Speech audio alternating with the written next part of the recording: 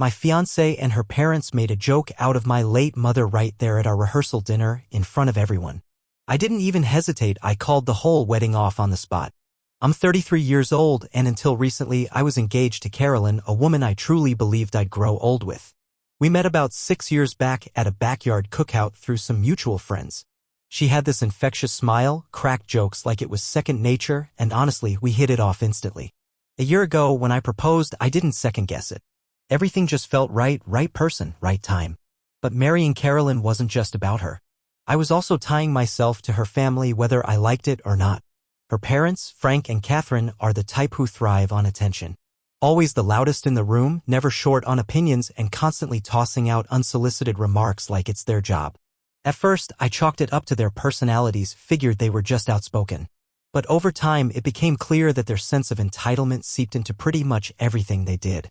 Before I get into what happened at that dinner, I need to talk about my mom for a minute. Her name was Deborah, and without a doubt, she was the most incredible person I've ever known. She died 2 years ago after a long, painful fight with cancer that lasted 3 years. Even while going through that hell, she somehow found a way to put others ahead of herself. Watching her handle all that with grace taught me everything I know about kindness, selflessness, and standing up for people. She wasn't just my mom, she was a lifeline for a lot of folks. She had this quiet way of stepping up to help people without making them feel like a burden. She'd just do what had to be done, no drama, no fuss. That included Carolyn's family, by the way. Frank and Catherine owe her more than they'll ever admit. You'd never guess it from how they talk about her now, but she really went to bat for them. When I first introduced Carolyn to my mom, it went okay. My mom liked her, she told me that, and Carolyn came across as polite enough. But as things got more serious between us, I started to notice some friction. Nothing huge at first, just little digs. Carolyn would make offhand remarks, like calling my mom overly involved or a bit too helpful. It rubbed me the wrong way, but I assumed it was just her trying to figure out how to fit into a new family dynamic. Thing is, my mom went above and beyond for Carolyn's family. Years back, when their restaurant was hanging by a thread, she co-signed a loan to help them stay afloat. Nobody else would take that risk, but my mom believed in them. She even sat down with them to help reorganize their finances and come up with a plan to turn things around, and it worked. The restaurant pulled through, and Frank and Catherine were able to keep their business going. But that wasn't the end of it. Later on, their commercial oven gave out and they didn't have the cash to replace it. My mom paid for a new one out of her own pocket. She didn't want them to lose customers, even though she could have used that money for her own medical bills down the line. That's just who she was. She even helped Carolyn's older brother, Justin. He was on the verge of dropping out of college because he couldn't afford his last semester. My mom stepped in and paid his tuition. She used to say, education's the one thing no one can ever take from you. It wasn't just money she gave, either. She put in real time and effort, hours spent helping them with bookkeeping, even babysitting Justin's kids so he could focus on school. And through all that, not once did I see Frank, Catherine, or Justin offer more than a casual thanks. There was no real gratitude. No acknowledgement of just how much she did for them. But my mom didn't care about recognition. She wasn't in it for praise. She helped because that's what she believed in. When she passed away, I was shattered. It felt like the ground disappeared beneath me. Carolyn was around during the worst of it, or at least, I thought she was. But looking back, her support felt more like checking a box than genuinely being there. She'd say things like, you need to move on, or your mom wouldn't want you stuck in grief. Maybe she meant well, but it came off cold. More like she wanted me to stop talking about it than actually helping me through it. As the wedding day got closer, more warning signs started showing up. Anytime I brought up my mom in relation to the wedding, Carolyn would kind of shut it down. I mentioned doing a small tribute to her in the vows, and Carolyn waved it off like, won't that make people sad? Weddings are supposed to be joyful. I didn't push back, I didn't want to start an argument. But those moments started piling up. Then there were the digs from Frank and Catherine. They had this way of speaking to me that made it clear they didn't think I measured up. Frank once joked that Carolyn was trading up by marrying someone from a simpler background. Catherine, on more than one occasion, would say things like, we all make sacrifices for love, like Carolyn was doing me a favor by agreeing to marry me. It hurt. But I bit my tongue for Carolyn's sake. Now I wish I hadn't. If I'd stood up for myself earlier, maybe I could have spared myself some of the pain. But back then, I kept telling myself that once we were married, once all the stress settled down, things would smooth out. I couldn't have been more wrong. Fast forward to about a month before the wedding, that's when it all started to come apart. Like I mentioned earlier, Carolyn's folks, Frank and Catherine, offered to throw the rehearsal dinner at this upscale restaurant they were connected to. At first, I thought it was a kind gesture. Maybe they were trying to make amends for the passive-aggressive stuff during the planning phase. I even convinced myself this was their way of showing some class and maturity. But here's the thing, hosting the dinner wasn't just a kind offer. They turned it into a whole performance, making sure everyone knew just how generous they were being. Catherine couldn't stop bringing it up. Every other conversation was her saying stuff like, "We've poured so much effort into making this rehearsal dinner unforgettable, it's going to be the talk of the town." And Frank? He chimed in constantly, going on about how the restaurant was one of the finest around and how lucky we were that they managed to book it. After a while, it stopped feeling like a kind gesture and started feeling more like a stage for their egos. But I let it go. I was focused on making the wedding happen, so I handed over the reins for the dinner. Big mistake. As the date crept closer, Frank and Catherine's true colors really started showing through. Every time we spoke, it turned into a mess of passive-aggressive comments and little digs. Like one time, I asked Catherine if we could go over the guest list for the dinner just to double-check a few things. She rolled her eyes and said, "We've got it handled, Patrick. Don't worry about the little things, just show up and enjoy yourself." It seemed minor, but it got under my skin. This was our event, shouldn't Carolyn and I have a say in who shows up? Then there was the menu. Catherine made a huge production out of it, going on and on about how the chef was putting together something really refined, the kind of experience you don't normally get back home, Patrick. That last bit, "back home," was her go-to jab. She never missed a chance to remind me that I didn't come from money, that I was from a small working-class town and not part of their polished world. I tried to shrug it off and keep my eyes on the bigger picture. Just get through the night, smile, nod, and move on, that's what I kept telling myself. But even Carolyn was starting to act off. She always had this habit of siding with her parents, but it was getting worse the closer we got to the dinner. Anytime I brought up an idea or voiced a concern, she'd brush it aside and say something like, "Patrick, you're overthinking everything. My parents know what they're doing." But it wasn't just about the dinner anymore. It was the feeling of being pushed to the outside of my own relationship. Her parents treated me like I didn't belong, like I should be grateful Carolyn had agreed to marry down. And Carolyn? She never once defended me. If anything, she just laughed along or dismissed me whenever I tried to say something. Then came a moment about a week before the dinner that should have been a serious wake-up call.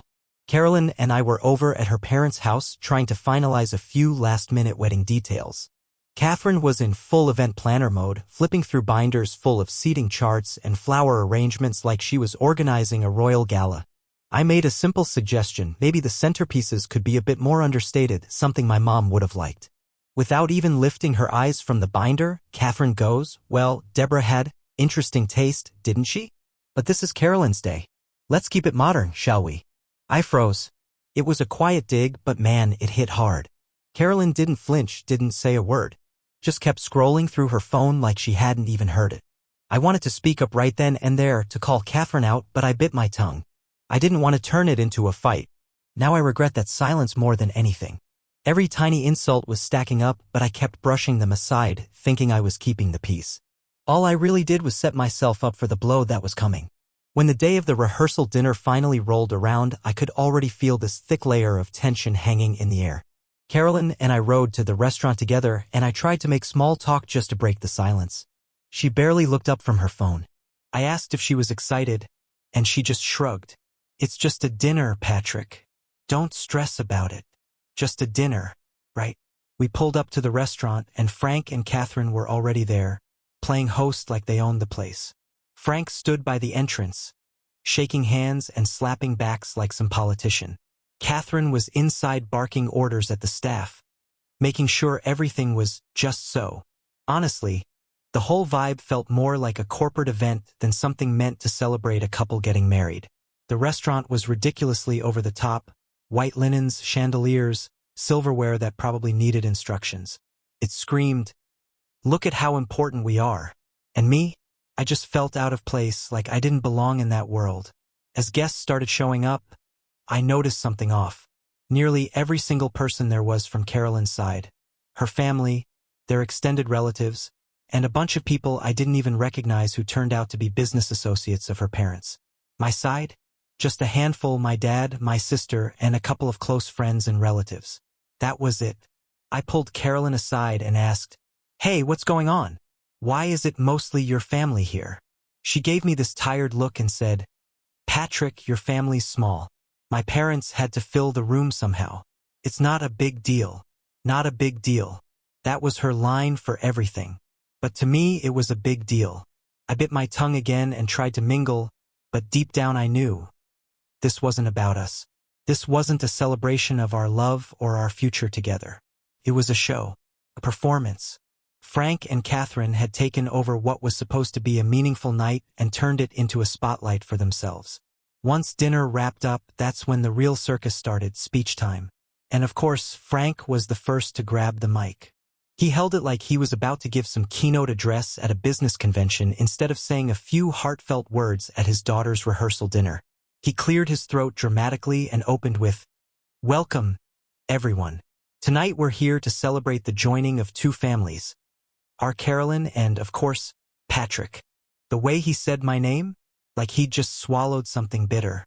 I sat there, trying to keep it together, but everything that came out of his mouth felt like it had a blade hidden in it. He started by going on and on about how proud he was of Carolyn, how she'd always been the shining light in the family. "She's always known exactly what she wanted," he said. "And now she's chosen someone who'll help keep her grounded." He smirked when he said that. I caught a few quiet laughs around the room. I just stared at him, thinking, did he really just say that? Then he rolled into some long-winded story about how Carolyn was always a high achiever as a kid, how she'd stayed on the right path thanks to their amazing parenting. "We've always taught her to aim high," he said. "And while Patrick might not have been what we envisioned at first," then he paused, like the joke was in the silence. I saw my dad and sister across the table, their eyes locked on him. I knew they were furious, just like I was. Next up was Catherine. She walked to the mic like she was about to accept an Oscar. Her speech started off like you'd expect, gushing about Carolyn, how wonderful she is, how thrilled she was for the big day. But pretty quickly it turned sideways. She started dropping these subtle jabs at me, talking about how Carolyn was the kind of daughter who deserved the best, then adding, "It's a good thing she's patient. She's already taught Patrick so much." I nearly choked on my water. Taught me? Yeah, maybe she taught me how to smile while getting walked on. Maybe she taught me how to ignore being disrespected over and over. That what she meant. And then Catherine turned and looked straight at me. "We're just so happy to welcome you into the family, Patrick," she said, smiling like a shark. "It'll be nice to have someone who doesn't mind getting his hands dirty, right?" She laughed. A few of her relatives did too.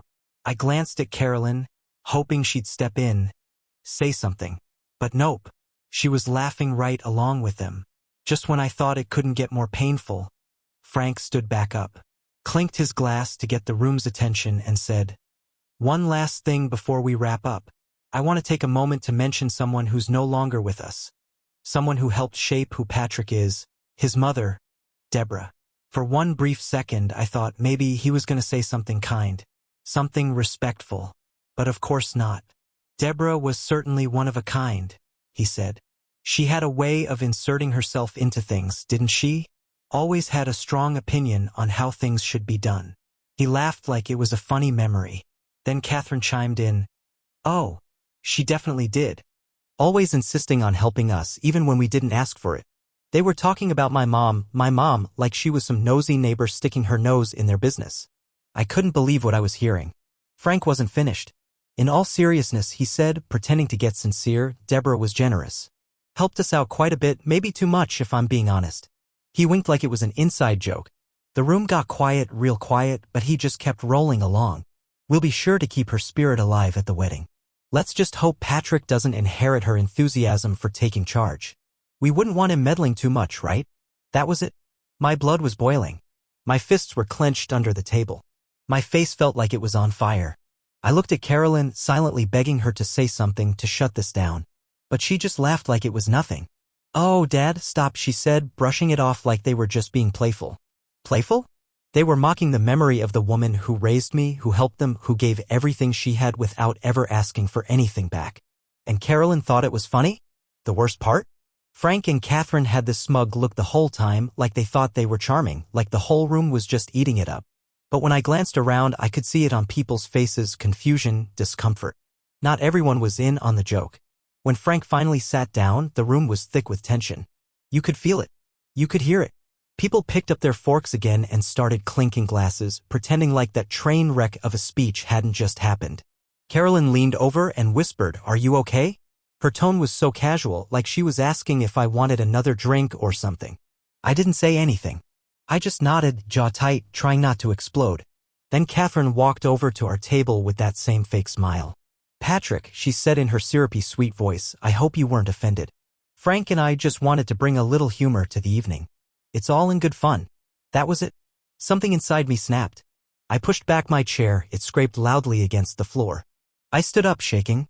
My heart was pounding so hard I could feel it in my ears. The room went dead quiet, like someone had hit the mute button. Every eye in the place was suddenly on me. I didn't care.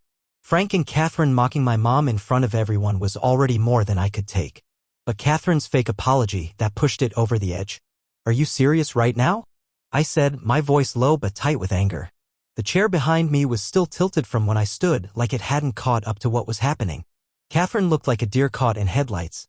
Probably didn't expect me to actually speak up. Frank looked up slowly from his drink like I just cursed at him in church. Carolyn leaned in and whispered, "Patrick, stop." But I didn't even acknowledge her. I was done being quiet. "So let me get this straight," I said, loud enough for the whole room to hear. "You spent the entire evening cracking jokes about my mom, the same woman who gave more to your family than anyone ever has, and now you're brushing it off like it was some kind of lighthearted entertainment?" Frank didn't even flinch. He leaned back in his chair like he'd just won a hand of poker, arms folded and a smug grin on his face. "Come on, Patrick," he said, half laughing. "You're being dramatic. It was just a few harmless stories." "Harmless?" I repeated, my voice sharper now. "You called her overbearing. You made fun of the way she stepped in to help people, like generosity was some kind of character flaw. You think that's harmless?" Around us, the air thickened. Carolyn's relatives were suddenly very interested in their drinks. My dad looked like he was one sarcastic comment away from throwing a punch, and my sister, her eyes were locked on Catherine, practically daring her to say something else. Catherine tried to play it off with a chuckle like I was the one making things weird. "Patrick, don't be so touchy. We were just reminiscing. Deborah had a strong personality, that's all." "You mean she saved your asses and now you're rewriting history to make yourselves feel better?" I said. "That's not reminiscing. That's disrespect. My mom covered your debts, fixed your restaurant, paid for your son's education, and gave you help when you had nothing. And you repay her by mocking her at my rehearsal dinner." Frank sat up straight now, the smirk fading. "That's enough," he said with this edge in his voice, like he expected me to back down. "You're making a scene, and if you can't handle a little heat, maybe you're not ready to be a husband." That was it, the final confirmation that they never respected me, not really. Not as a man, not as their daughter's fiancé, and definitely not as the son of the woman who kept them afloat. Carolyn finally spoke, tugging gently at my arm. "Can we just talk outside? Please?" I pulled my arm away, shaking my head. "No. Not until your parents understand what they did." Catherine let out a loud sigh, like I was the one being unreasonable. "Patrick, this is supposed to be a joyful night. You're making everyone uncomfortable." "I'm making it uncomfortable?" I said, stunned. "You just stood up and took turns laughing at my mom's memory? And I'm the problem?" I turned to Carolyn. "And you? You just sat there. You laughed with them. You didn't even flinch." She turned red. "I didn't know they were going to say that." "But you didn't stop them, did you?" I said. "You didn't speak up. Not once." I could hear the murmur of whispers now. People shifting in their seats, glancing around. Let them whisper. Let them watch. I didn't care. I wasn't about to let this go like it was just some awkward moment at a dinner party. Then Frank stood up, clearly done pretending. "If you can't let this go, maybe it's better if you leave." And for half a second, I considered it. I thought about walking out, slamming the door behind me, letting them all rot in the mess they created. But then I looked at my dad, at my sister, at the few friends who had come to support me. They were all watching, not just to see what I'd do, but because they believed in me. So I took a breath and stood tall. "No," I said calmly. "I'm not going anywhere. Not until I say what needs to be said." Frank opened his mouth, but I kept going. "You like to talk about how strong my mom's opinions were. But you forget why she had them, because she actually cared. She didn't just show up when it was convenient. She did the work. She bailed you out when nobody else would. Not because she had to, but because she couldn't stand to see people fail when she could help. And tonight, you stood here and spat on her memory like it was some kind of joke. The room went still again, dead silent. She deserved better than that, I said. And honestly, so did I. I stepped back from the table and grabbed my coat. You want me gone? Fine. But don't expect me to come back. My dad stood immediately, hand on my back. No hesitation. My sister followed with a glare sharp enough to cut through steel. A couple of my buddies looked unsure, but stood too, quiet support in a room that suddenly felt very cold. I heard Carolyn's voice behind me. Patrick, wait. But I didn't turn around. I walked out, my chest burning, my hands shaking, but my head high. Not because I was proud, but because I knew I wasn't going to let them rewrite the story one more time. Outside, my dad put a steady hand on my shoulder. You did the right thing, he said quietly. She'd be proud. I nodded. But the truth was, I felt like I just walked away from everything. I wasn't even sure what I felt. Anger, shame, heartbreak. But above all, I felt clear, like a fog had finally lifted. And standing there on the sidewalk, it hit me. If Carolyn couldn't stand beside me when it mattered most, she wasn't the partner I thought she was. I'd done the hard part, walking away, but something inside me knew it wasn't finished. I knew Frank and Catherine would twist the story, make me out to be the unstable one, the guy who overreacted. I couldn't let that be the final word. So I looked at my dad and said, I need to go back in there. He looked at me surprised. Are you sure? You don't owe them anything. I know, I said. But this isn't about them. This is about closure. About setting the record straight. For me, for Mom, for anyone who ever let these people talk over them. He gave me a slow nod. All right, we'll be right out here. I shook my head. No, I've got to do this alone. My sister looked like she wanted to argue, maybe stop me, but she didn't. She just gave me a small nod, the kind that says go handle it. So I turned and walked back toward the restaurant. My gut was twisted into knots, but my head, clear as day. I wasn't heading back in to cause more chaos. I was going back in to finish what needed finishing. When I stepped through the doors, the room went quiet all over again. A few people were mid-conversation, but their words trailed off as soon as they saw me. Carolyn was still standing near our table, pale and stiff, like she didn't know whether to run or freeze. She took a step forward when I came in. Patrick, what are you doing? She asked, her voice barely above a whisper. I didn't answer her.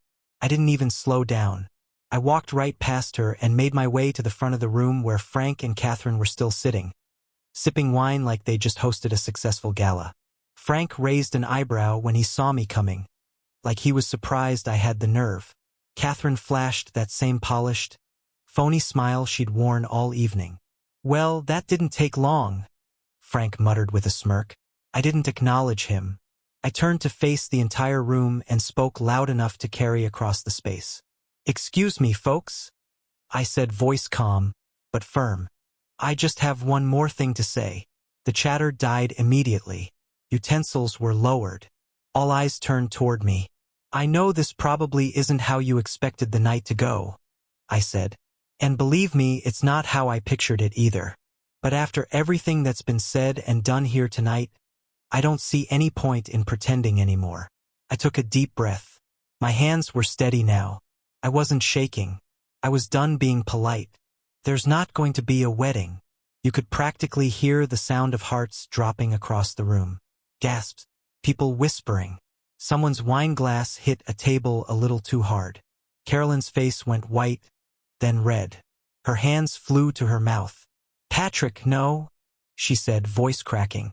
I held up a hand, stopping her right there. This isn't just about a couple of jokes. This is about something deeper. I've spent the last year brushing off comments, making excuses, telling myself it would all get better once the wedding stress passed. But tonight made something crystal clear.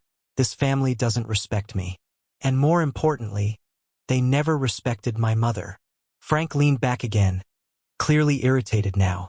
You're making a big mistake, he said, shaking his head. You're walking away from something good because you can't take a joke. That made me laugh, quiet and bitter. A joke? You think mocking my mom's death, her kindness, her legacy, is a joke? You think talking down to me for months, treating me like I don't belong here, is just a little harmless fun? I looked around the room, locking eyes with a few people who looked deeply uncomfortable. I've spent too long trying to earn approval from people who were never going to give it, and I've stayed silent way longer than I should have. But not anymore. Catherine looked like she was about to cry, or maybe just embarrassed that her perfect evening had gone sideways. She tried to jump in. "Patrick," she said, voice soft and quivering. "Maybe we should all just sleep on it. Let's not throw everything away in the heat of the moment." "No," I said, sharper now. "We're not putting a pin in this. There's nothing left to discuss." I turned to Carolyn. She looked like she didn't know whether to scream or beg. Her face was streaked with tears, her whole body tense. "You sat there while they tore down the woman who helped raise me," I said, my voice low but steady. "And you didn't say a word. Worse, you laughed." Carolyn's voice trembled. "I didn't know they'd go that far." "But you didn't stop them either," I said. "You didn't even try." I turned and walked toward the door. Each step felt heavy, but certain. When I reached for the handle, I heard her voice behind me one last time. "Patrick, please don't do this." I paused, turned just enough to meet her eyes. And then I said, quietly but clearly, "I already did." And then I walked out. It felt like tearing off something that had been clinging to me for too long. It stung, but what came after was a strange, hard relief. Like I could breathe again. The wedding, the compromise, the endless comments and condescension. It was all behind me. I was done. The next morning, the fallout hit hard. My phone was lighting up nonstop. Over 100 messages. Carolyn, Frank, Catherine. Even a couple of relatives I hadn't spoken to more than once or twice. Carolyn's messages were all over the place. Apologies, regrets, desperate pleas to talk. Frank's were angrier. "You humiliated us. You'll regret this." Catherine's were emotional. "I can't believe you'd do this to Carolyn. She didn't deserve that." I ignored them all. By the afternoon, I heard a knock on my door. I already knew who it was. I opened it and there she was, Carolyn. Still in the same dress from the night before. Her face was blotchy, eyes red, like she hadn't slept a minute. "Patrick," she said quietly, "can we talk?" I leaned against the doorframe, arms crossed. "What's left to say?" She winced. "I know I messed up. I know my parents did too. But we can fix this. Please, just give me a chance." I shook my head. "No, this isn't a rough patch. This isn't something you patch up with apologies." "I was scared," she said, tears building again. "I didn't know how to handle it." "Scared of what?" I asked. "Standing up to your parents? Speaking up for me? Or just disrupting the image you wanted to maintain?" She didn't answer. I looked at her and waited for something, anything that would make me believe she understood what had happened. But all I saw was someone trying to undo consequences, not someone who'd learned anything from them. "I'll talk to them," she pleaded. "I'll make them apologize. Just don't let this be the end." I shook my head slowly. "It's not just your parents, Carolyn. It's you. You let it happen. And I can't build a life with someone who sees me standing alone and stays seated." Her face collapsed, and I knew she finally understood. It was over. It was a quiet Saturday afternoon when I decided to finally go through my mom's old keepsake box. I hadn't opened it in a while. It was one of the few things I'd held onto after she passed, a small wooden box filled with bits of her life. Nothing expensive, just things that meant something. Inside were her favorite church earrings, the pearl ones she only wore on Sundays. Her old silver necklace that always smelled faintly like her perfume. And there, or at least it was supposed to be there, was the locket. A delicate little gold locket, worn smooth with time. It held a tiny picture of my grandmother and had been passed down through generations from mother to daughter. My mom gave it to me before she died. Said, "One day you'll know who the right person is to give this to." I hadn't known yet, so I kept it tucked away. But when I opened the box that day, the locket wasn't there. At first, I figured maybe I'd misplaced it, maybe it got buried under the other keepsakes. I searched every corner, turned the box upside down, checked the shelves, even got down on the floor. Nothing. And then it hit me. Someone had taken it. And the only person who'd been in my apartment in the last few days, besides my family and a couple of close friends, was Carolyn. She'd stopped by a few days after I called off the wedding. Said she was returning the engagement ring. Asked if she could use the bathroom before she left. I hadn't thought twice about it at the time. But now? It all clicked. My stomach turned. I grabbed my phone and sent her a text. "Did you take my mom's locket from the keepsake box?" A few minutes later, she replied, "What are you talking about? Right? You know exactly what I'm talking about. The locket my mom gave me. It's gone. And you're the only one who's been in my place recently. Did you take it?" She didn't reply right away. When she finally did, her message made my blood boil. "I borrowed it. I wanted something to remember her by. I thought it would help me feel closer to you." Borrowed. Without asking. Without telling me. Like it was no big deal. I called her immediately. She answered with a voice that was already defensive. "Patrick, it's not a big deal. I was going to give it back." "Not a big deal?" I said, trying to keep from yelling. "That locket's been in my family for generations. It's not a souvenir. You had no right to take it. I just wanted to feel connected to you," she said, her voice cracking like she wanted sympathy. "I didn't think you'd even notice it was gone." "Of course I'd notice," I said. "It was my mother's. It's practically all I have left of her." She started crying, but I wasn't playing the comfort game this time. "Where is it?" I asked. "It's at my parents' house," she said, almost whispering. "I didn't want to lose it, so I left it there for safekeeping." That was it.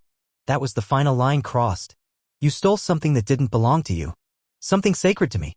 And then you left it with your parents? Like it was some borrowed sweater." "I'm sorry," she sniffled. "Sorry doesn't cut it," I said. "I'm coming to get it. Now." I drove straight over to Frank and Catherine's place, fuming the entire way. By the time I pulled into their driveway, I was gripping the steering wheel like it owed me an apology. Catherine opened the door, her smile faltering the second she saw me. "Patrick," she said carefully. "What brings you here?" "I want the locket," I said. "Carolyn told me it's here." Her eyebrows pulled together like she was trying to act surprised. "Carolyn took that?" "I didn't." "Just get it," I said flatly. She stepped aside, and a minute later, Carolyn came downstairs. Her face was red and puffy, the way someone looks after hours of crying. She held the locket in her hand, dangling it like it was just some lost keychain. "Here," she said softly, reaching it out to me. I snatched it from her hand and looked it over to make sure it was the same one. It was. I shoved it in my franket pocket and turned toward the door. "Patrick, wait," she said, voice breaking. "I didn't mean to hurt you. I just wanted to feel close to you again." "Save it," I said without turning around. "You stole from me. You disrespected my mother again. And I've had enough." She started crying harder, but I didn't stop. I walked out of their house and slammed the door behind me. In the days that followed, I blocked her number. Deleted every message. Shut down every way she could reach me. I didn't want an explanation, or an apology, or a final conversation. I wanted distance. Peace. I wanted her and her family out of my life. Walking away from the wedding was hard. But this was the end of the story. The last chapter closed, the final page turned. And as exhausted as I felt, I also felt something else, something quiet but solid. Closure. I had stood up for my mom. I had stood up for myself. And I had finally shut the door on a life I never should have tried to force myself into. For the first time in a long, long time, I felt at peace.